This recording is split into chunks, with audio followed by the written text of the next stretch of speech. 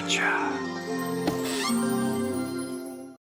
Hello everyone, and welcome to my guide for unlocking all of the secret monsters in the Guiding Lands in Monster Hunter World Iceborne. If you don't want any spoilers, back out of the video now, because it's all going to be spoilers. Still here, let's get started with the very first monster that you can unlock. It's going to be unlocked in the Guiding Lands. Guiding Lands is an activity that you can do after finishing the story, okay? So you fight the end game story boss, and then the handler's like, come on, we're going to go chase after Nergigante. And then you pop yourself into the Guiding Lands or the cutscene, and at that point you're going to start working your way toward unlocking Zinogre. You don't see Zinogre anywhere in the story up to this point. You run into him for the first time in the Guiding Lands. After the cutscene with Zinogre, your next step is to go find some monsters in the Guiding Lands and start beating them up. I recommend bringing Part Breaker because you'll want to be breaking all the parts on these monsters. This is part of what levels up your research for doing like an analysis progress, and basically you have a Fanged Wyvern analysis progress to work on. When this is filled, you just go talk to the handler and she's going to be like, awesome, time for you to go fight Zinogre. The game's going to have you use a lure for the first time in the Guiding Lands.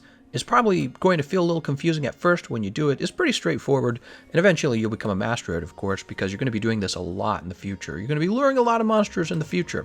Once you've fought Zinogre for the first time, you'll be interested in fighting him again. He shows up in the Guiding Lands when your Guiding Lands is level 2.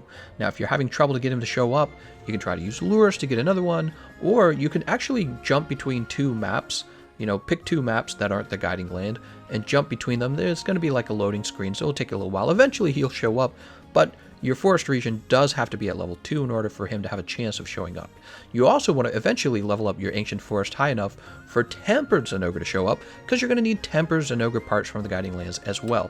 This is the fun of the Guiding Lands, is you have to fight everything twice. First their normal version and then their tempered version, and you need all those materials to usually to finish crafting whatever it is you're crafting. And then you jump back to the normal world and you do investigations to gather materials. It's a lot of work, a lot of material management these days. Anyways, you'll be wanting these parts in order to craft the Loyal Thunder heavy bowgun. Is a really powerful spread bowgun. There's only a slightly better version of it now that we have Safajiva, and if you're on PC, you won't get Safajiva until much later. For now, Loyal Thunder is going to be all reliable. It's going to be a very high damage spread bowgun. And then also, you know, you probably want Magdagometis. That one's going to be for sticky ammo cluster bombs, and probably the Viper Tobi Kadachi heavy bowgun for Pierce. I didn't really need to use normal ammo so much because sticky ammo was so good that it kind of made normal ammo a little bit obsolete. I would say obsolete, definitely.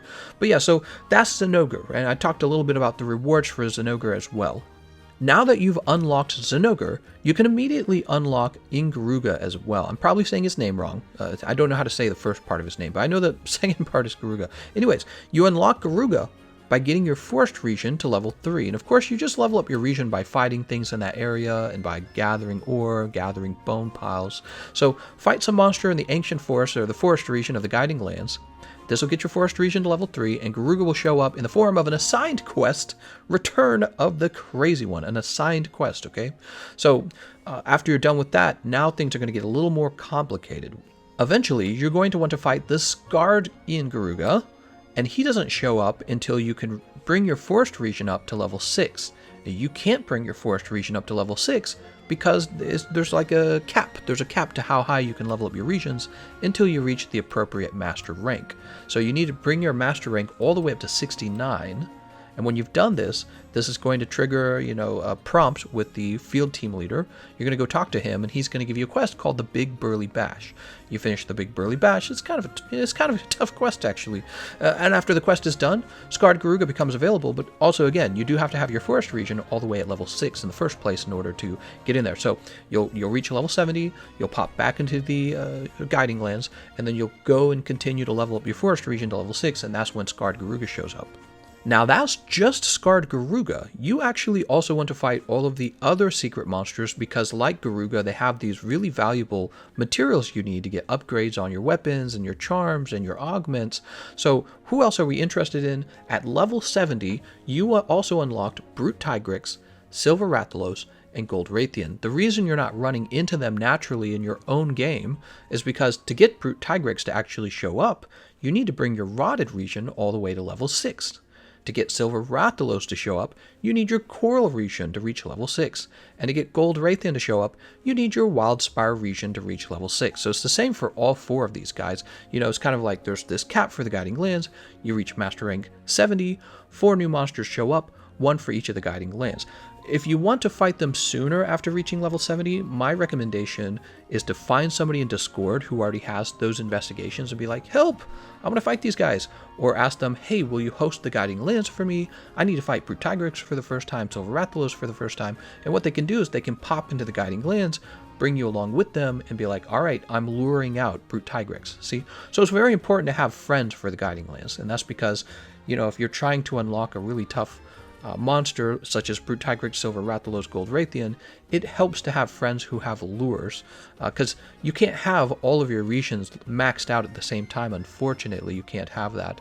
So it's always good to at least have one friend maybe who has the opposite regions as you do maxed out. See what I'm saying? You raise the cap, the level all the way up. As for the DLC monsters that we've been receiving, Rajang, Stygian Zinogre, Safajiva Siege, basically, I think you just have to have the story done for those, don't you? I don't think there's any other condition for Rajang and Stygian Zinogre. They show up in the Guiding Lands. They're like a little quest you have to do. It's pretty obvious. You talk to the Admiral or something like that, and you go out and do these quests, and then you run into them in the Guiding Lands, and essentially, you'll get the Volcanic region and you'll get the Tundra. You bring those places up to like region level 7 or something like that, and then the tempered version of those fights show up, just like the way it's roughly working for the other monsters that you want to run into, the tempered versions of them, right? You bring those region levels up as high as you can, and then, yeah, you get tempered versions of them, and you need them because you need those materials for augmentations, but also for their armor and their weapons if you're interested in their armors and their weapons. As for Safajiva, again, I don't actually know if there's any special conditions for fighting him because I have everything unlocked when he became available. So if any of you are aware of some special condition other than having to finish the story in order to fight Safajiva, just let us know in the comment section down below. Alright, and that's going to be the end of my guide for unlocking the secret monsters in Monster Hunter World Iceborne. If you're on PC and you're getting ready to play this on PC, I hope you're excited. I thoroughly enjoyed Iceborne, and I think you will too. The grinding lands, they're not as bad as long as you know how they work.